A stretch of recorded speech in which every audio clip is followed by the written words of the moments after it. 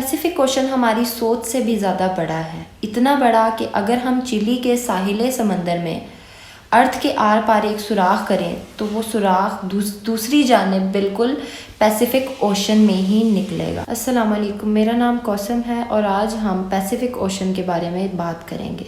दुनिया में 5 बड़े ओशंस हैं जिनमें से सबसे बड़ा पैसिफिक ओशन कहलाता है। ये Pacific ocean 164 million square kilometre के एरिया पे फैला हुआ है। ये बात जानकर आप लोग को हैरत ज़रूर होगी कि हमारी ज़मीन का जो खुश्क हिस्सा है वो 148 मिलियन स्क्वायर किलोमीटर के एरिया पर फैला हुआ है, जिसका मतलब ये है कि अगर हम 4 ओशंस को निकाल दें और सिर्फ पैसिफिक ओशन को अगर देखें तो हमारी ज़मीन के मतलब खुश्क हिस्से जो हैं, रेगिस्तान, जंगलात, आइलैंड, वो ना इनसे भी बड़ा है पैसिफिक ओशन। इस ओशन पर चंद ही आइलैंड है और मज़े की बात कि कोई इंसान, ऐसे कुछ आइलैंड्स हैं जहाँ पे इंसान कभी गए ही नहीं।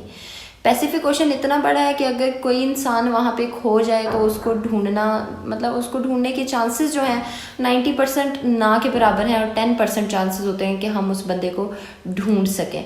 आज मैं आपको एक ऐसे बंदे की कहानी सुनाऊंगी जो तकरीबन 10 दिन के लिए नहीं, 15 दिन के लिए नहीं, 438 डेज़ के लिए वो बंदा उसने पैसिफिक ओशन में अपने सारे दिन गुजारे हैं।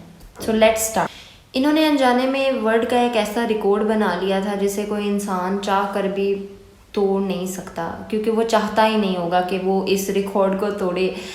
जॉस सेल्वाडोर नाम के आदमी ने तकरीबन 438 डेज़ पैसिफिक ओशन में गुजारे, वो भी अपनी एक 7 फुट की बोट के साथ। इन्होंने ये रिकॉर्ड बनाया समंदर में सबसे ज़्यादा टाइम गुजारने का। अब यहाँ पे ये सवाल उठता है कि जोस आखिर 14 महीनों तक पैसिफिक ओशन में ज़िंदा कैसे रहा। इसके लिए हम पहले ये जानते हैं कि ये समंदर पर आखिर गए क्यों थे। ये बात है 2012 की, जब जॉस मैक्सिको के एक छोटे से गांव कोस्टा एजुल में रहा करता था। ये वहाँ का एक एक्सपर्ट मछेरा। 17 नवंबर 2012 को जब जॉस अपने एक साथी के साथ समंदर पर गए, उनका समंदर पर रुकने का तकरीबन 30 घंटे का प्लान था, इसीलिए वो अपने साथ कुछ ज़्यादा सामान नहीं लेके गए थे। उनकी एक छोटी सी बोट थी जिसमें एक इंजन और एक रेफ्रिजरेटर था, और उस रेफ्रिजरेटर में वो अपनी फिशेस को रखा करते थे। लेकिन 1-2 दिन का खाना लेके जाने वाले जोश को ये पता नहीं था कि उसके आने वाले 438 डेज़ बहुत ज़्यादा भयानक होने वाले हैं। मैक्सिको के साहिल से 120 किलोमीटर दूर जाने के बाद इन्होंने अपना जाल फेंका, लेकिन वहाँ उसी वक्त समुद्री तूफान आ गया और इनको अपना जाल वहीं पर छोड़ के अपनी जान बचाने के लिए भागना पड़ा।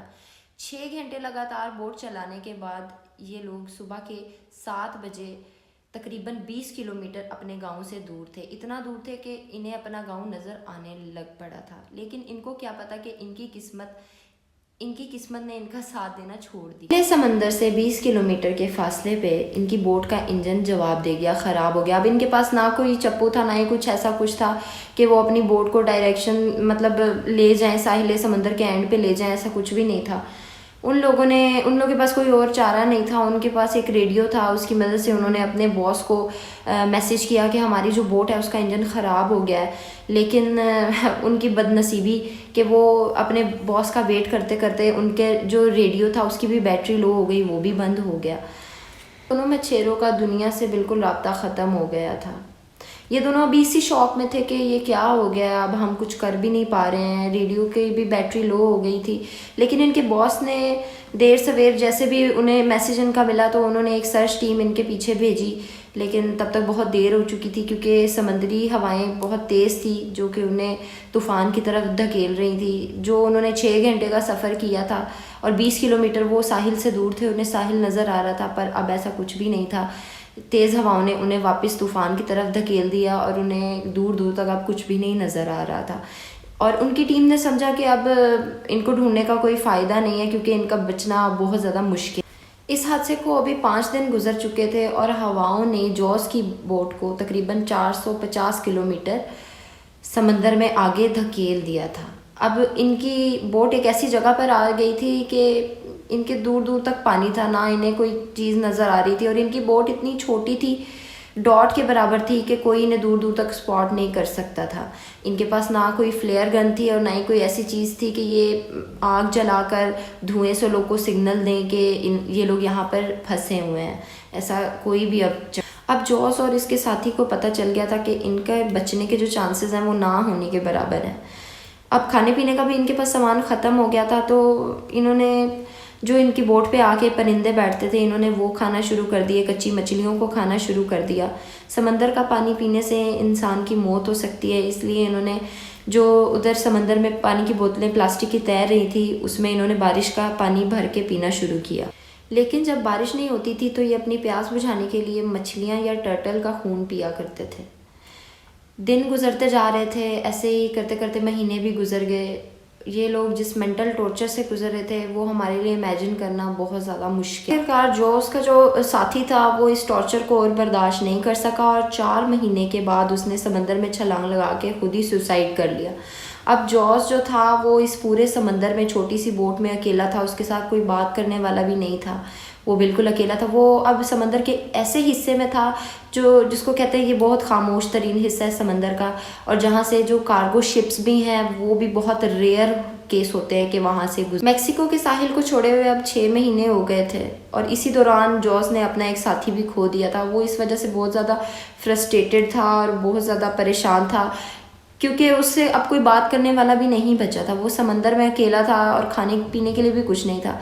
एक दिन इसे दूर समंदर में कार्गो शिप नज़र आई। इसने हर तरीके से उन्हें बताने की कोशिश की कि ये यहाँ पे फंसा हुआ है, लेकिन ये इसकी जॉस की बोट इतनी छोटी थी कि जो कार्गो शिप का क्रू था उन्हें बिल्कुल भी ये नज़र नहीं आया।